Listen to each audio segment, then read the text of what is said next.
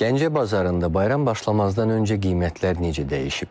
Satıcılar məhsullarını yüksək qiymətlə aldıqlarını bildirirlər. Müştərilərin də az olmasının səbəbi budur.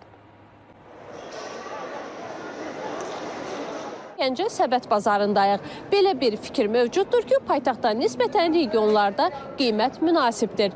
Biz göstərəcəyik, siz isə müqayisə edin. Əvvəlcə satıcılarla həmsöhbət olduq. Müştəri sarıdan kasadlıq çəkdiklərini bildirdilər. Nar 8 manata, 7 manata, ayvalar 5 manata, apelsin var 3 manata, 4 manata. Həm üzümlər 5 manata. Soğanın ləpətləri, bunlar 22 manat, 23 manat, 24 manatdır. Bu 14 manatdır. Həm bunlar 18 manatdır, onlar 17 manat. Qabaqları məsələn alırdıq pomidoru 3 manata, 3.50-yə bu gün almışam mən 5 manata, 4.50-yə 5-ə. Ondan sonra olsun biber, kilosunu alırdıq 2 manata, bu gün almışam 3 manat 50 qəpiyə. Xiyar həmişə alırdıq 3-ə, 3.50-yə, bu gün alınıbda 4.50-yə. Üstünə 20 qəpik, patoloku çox qoysa 50 qəpik. Hər şeyi nəzərə alsaq, salafanı, yer pulunu nəzərə alsaq 50 qəpik. Narazılıq var əlbəttə ki.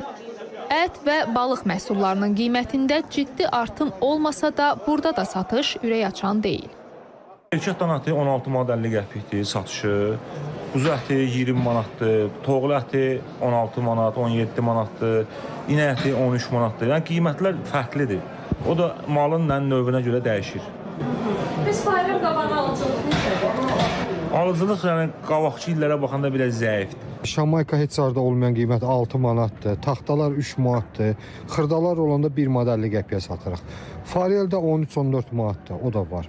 Bir də diri balıqlarımız var. Xana balığıdır 7 manatdır, 6-7-5 manat qiymətlər dəyişəndə dəyişir.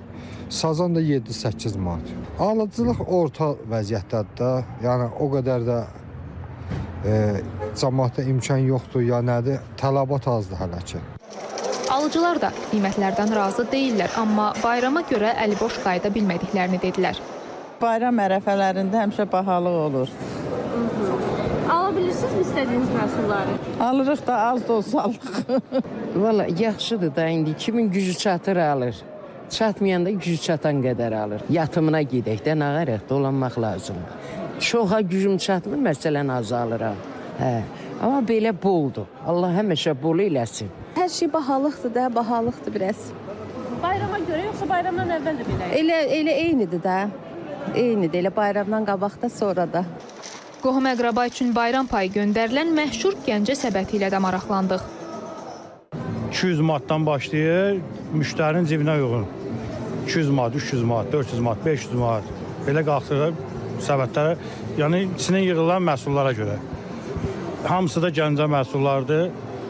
Bütün quzudur, mal ətidir, beçəsidir, qaymağıdır, qatığıdır, pendirdir, şor, süzmədir, meyvələrdir. Hamısı da yerli meyvələrdir. Satıcılar da deyirlər qiymətdən asılı olmayaraq Gəncə səbətinə həmişə tələbat var.